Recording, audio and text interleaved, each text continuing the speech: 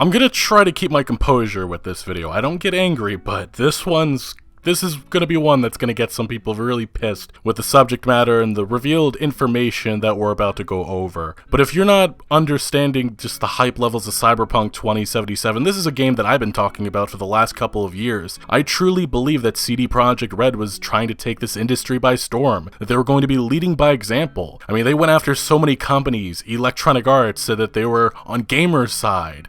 They also really showed some amazing footage behind the scenes of Cyberpunk 2077, 48-minute gameplay demo. You don't see that from this industry. But the issue with all that is that it was a facade. It was an illusion. None of this was real. Actually, that E3 2018 trailer gameplay demo, it was actually mostly fake. That's what's being reported by Jason Schreier, who got to speak to 20 CD Projekt Red developers, and what's becoming clear is that Cyberpunk 2077 literally is Anthem 2.0. I'm just so disappointed, so angry. I'm gonna try to hold back a little bit, but this just makes me so pissed off at all of this. And shame on the CD Projekt Red executives for just lying to our faces for the last couple of years and what they did, because I really believe that the team, the developers behind this project, were trying to deliver something innovative, something unique, but because of pure greed, this is what we got. A game that just was not ready for release, and it seems like some CD Projekt Red staff believe that this game was originally going to be coming out in 2022, not this year, but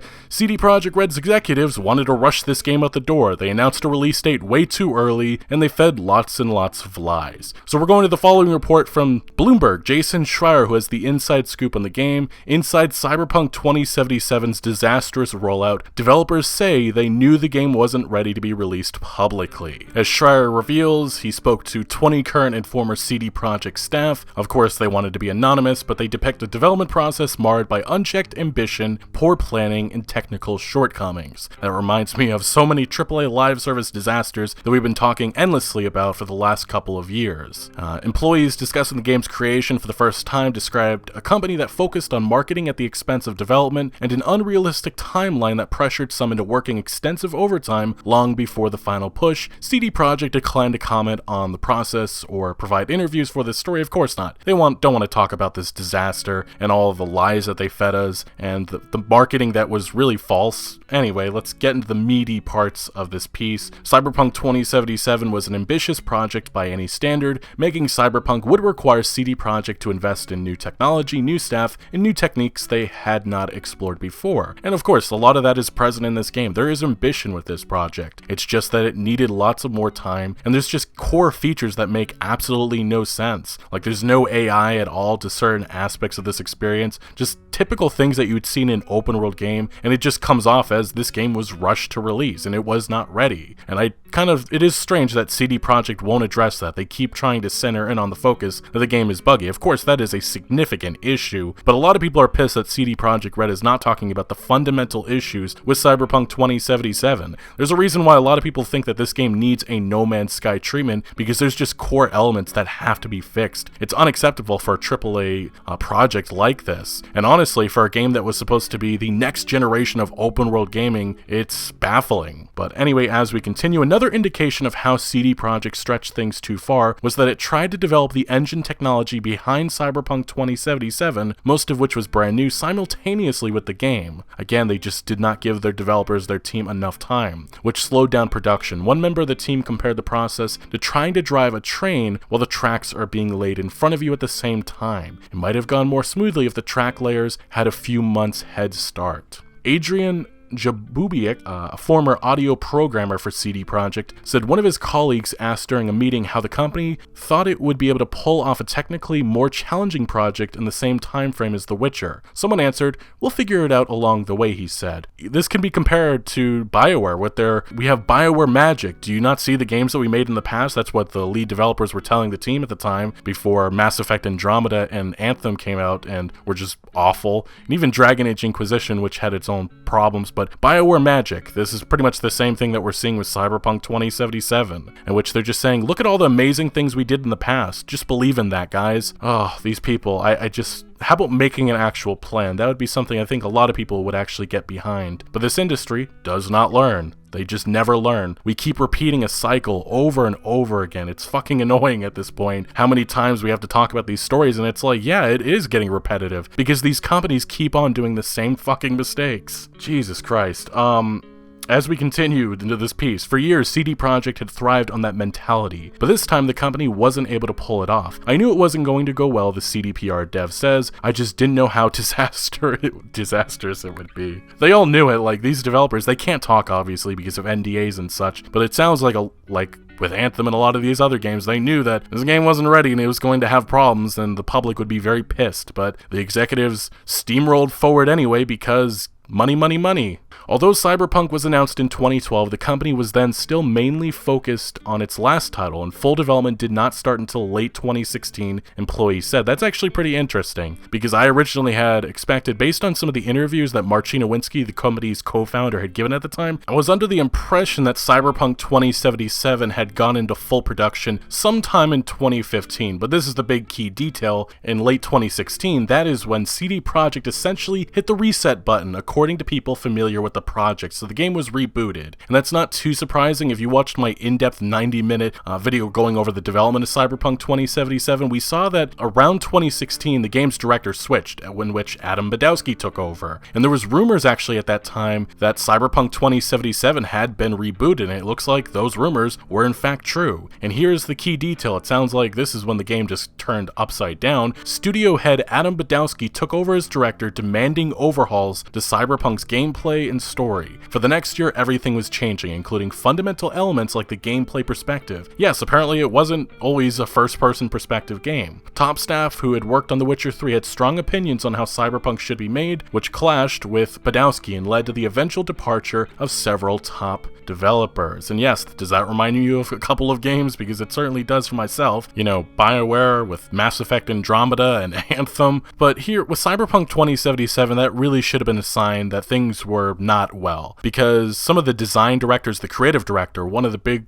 individuals that was involved in The Witcher 3 ended up leaving for Blizzard, I believe in 2019. That should have been a sign to all of us that things were not going well. Because all these games have the same issues. When key staff, key lead developers are leaving mid-development, that is a sign that things are not going well. Another good example would be Halo Infinite. We've been seeing that a lot of key departures have been happening at 343, but the difference is that 343 Industries and Xbox, they delayed that game about a year. They've now given the game probably enough time to hopefully fix the issues. There is hope for that game to turn it around because the developers or the company did not rush it and push it out the door, thankfully. And I'm actually feeling a lot better about Halo Infinite right now because of that decision. And it seems like they're just overhauling much of the aspects of the game, and props to them. But with CD Projekt Red, they decided not to do that. Anyway, let's keep on going. Much of CD Projekt's focus, according to several people who worked on Cyberpunk 2077, was on impressing the outside world. A slice of gameplay was showcased at E3, the industry's main trade event in 2018. It showed the main character embarking on a mission, giving players a grand tour of the seedy, crime-ridden Night City, and that trailer was impressive, and that gameplay demo was impressive as well. There was a lot of really cool detail. There's so much within it. I mean, you could play pool, there was NPCs playing basketball, there's just lots of activity. Night City looks so alive, but the issue is, with all that footage that was shown, it was fake. Literally, it was fake. Fans and journalists were wowed by Cyberpunk 2077's ambition and scale. What they didn't know was that the demo was almost entirely fucking fake. Jesus, were we just, did we just bring out the Anthem script and just copy it with Cyberpunk? Obviously, I'm not comparing Cyberpunk's quality to Anthem, but the development seems like it's pinpoint. The problems are the same ones that we've seen. Just tons of lies, and, I mean, the marketing obviously made us believe that everything was going a lot better than actually what it was, but CD Projekt hadn't yet finalized and coded the underlying gameplay systems, which is why so many features such as car ambushes were missing from the final product. Developers said they felt like the demo was a waste of months that should have gone towards making the game. Unbelievable, just unfucking believable. But anyway, let's keep it on going. More than a dozen workers said they felt pressure to put in extra hours by their managers or coworkers anyway. Remember that promise that they were going to be treating their developers more humanely, all that? We already knew this for months, but it was pretty much BS. I can only hope that in the future these developers, lots of them, who put so many hours into this project and so much passion, and unfortunately that was all exploited by the executives, and now they have to deal with all this madness, and there's people sending threats and all kinds of hate to developers. These people are not to blame for any of this madness, any of this chaos. They tried making an ambitious game, it's just they were not given enough time and enough tools, and now they have to spend the next couple of years fixing this game up, and this studio's reputation is just never going to be the same. But now, let's go to E3 2019. CD Projekt announced that the game would come out on April 16th, 2020, the big release date announcement. Fans were elated, but internally, some members of the team could only scratch their heads wondering how they could possibly finish the game by then. One person said that they thought the date was a joke. Based on the team's progress, they expected the game to be ready in 2022. Like I said, guys, this game just was not ready. Like, there's aspects, I love this game, there's so many parts of it, phenomenal, but it's just missing in so many areas, and there's things that make zero sense from a design standpoint. Like when you have elements like Rockstar Games solved in 2001 and they're a problem in Cyberpunk 2077 that was supposed to be the most ambitious next generation open world game. I don't get it. I don't get it. Well, I do get it now, which is that it was all BS and it was all marketing and it was to make us believe in Cyberpunk, and I guess it accomplished their goal. They sold 13 million copies and a lot of people are happy with this product. But unfortunately, I feel like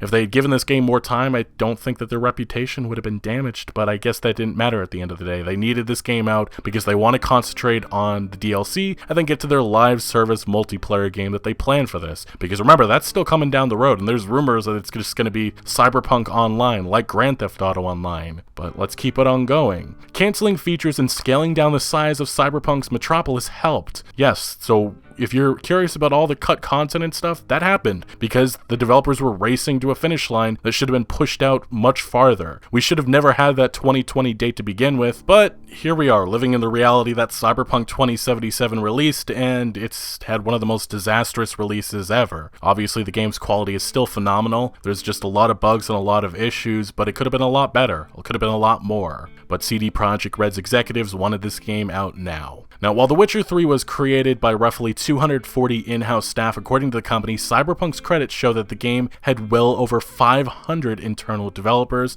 We've known that based on publicly released information, but because CD Projekt wasn't accustomed to such a size, people who worked on the game said their teams often felt siloed and unorganized. Mismanagement, again, another thing that we see in a lot of these AAA live service dumpster fires. As it continues, even as the timeline looked increasingly unrealistic, management said delaying was not an option.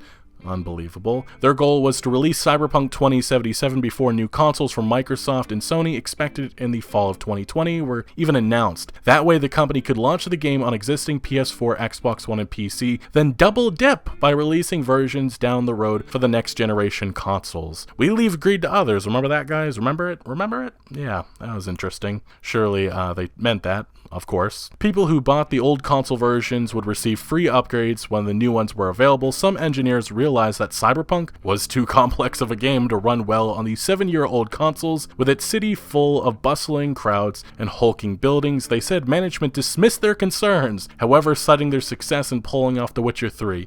Remember BioWare magic? Again, here another example of CDPR magic. That's what this is, this sentence right here. But let's keep it on going. As the launch date drew closer, everyone at the studio knew the game was in rough shape and needed more time. According to several people familiar with the development, chunks of dialogue were missing, some actions didn't work properly. When the management announced in October that the game had gone gold, that it was ready to be pressed to discs, there were still many major bugs being discovered. The game was delayed another 3 weeks as exhausted programmers scrambled to fix as much as they could. And then the final paragraph, many of the glitches and graphical issues can be fixed, developers say, though it's not clear what it will take to regain a spot on the PlayStation Store. I'm guessing probably that January and February update. Eventually after that, I assume that the game is going to return to the PlayStation Store, although it definitely sounds like Sony is still extremely pissed off at CD Projekt Red for how they handled all of this. Winning back fans may be difficult, but there's precedent in the video game world. We've talked about this before. They can No Man's Sky this game, but they can never repair what actually happened here. Like the fact that that E3 2018 trailer was mostly fake, that's heartbreaking.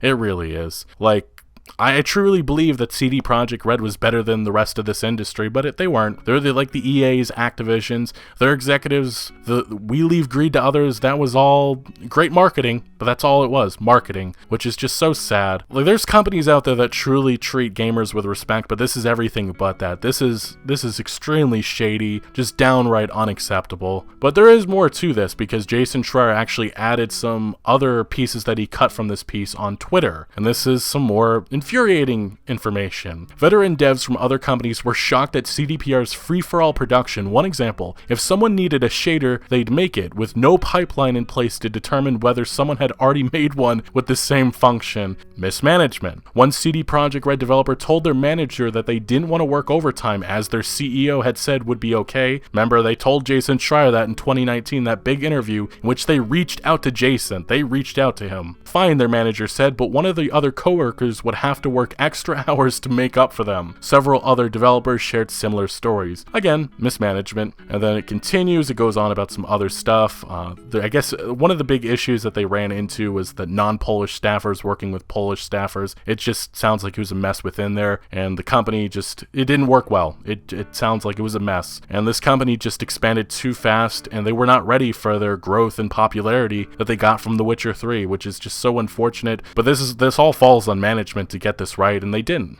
If you're wondering just how much Cyberpunk 2077 changed over the past decade, well, up until 2016, it was a third-person game.